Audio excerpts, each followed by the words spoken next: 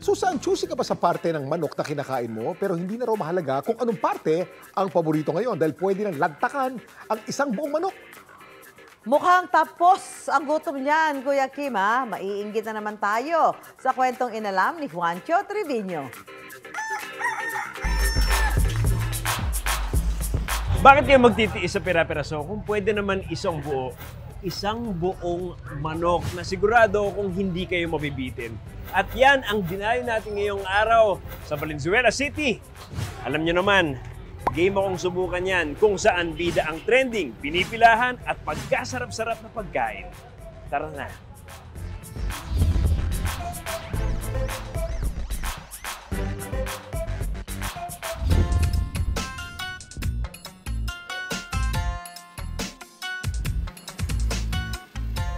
Sigurado akong hindi ako mabibitin dito. Hello! Sige, titingin muna ako sa mag-iisip muna ako. Parang panalo yung whole roasted chicken with biryani rice.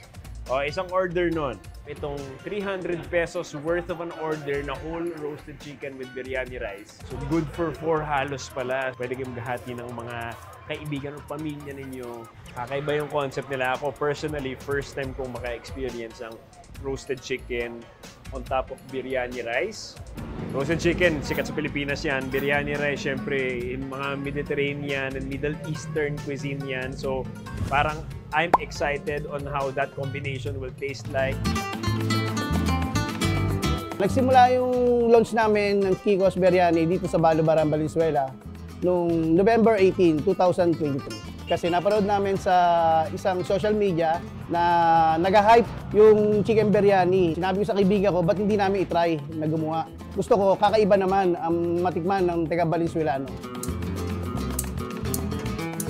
Marami kami nilalagay na spices.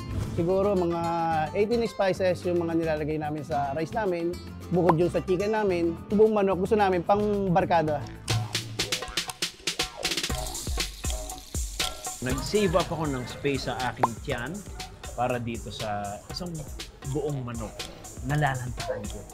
Ayan na! Okay, thank you, Chef! Kunin natin itong leg part. Isang hiwa ko lang na ganun, nahati ko na kaagad. Ibig sabihin, malambot siya. Siyempre, biryani rice.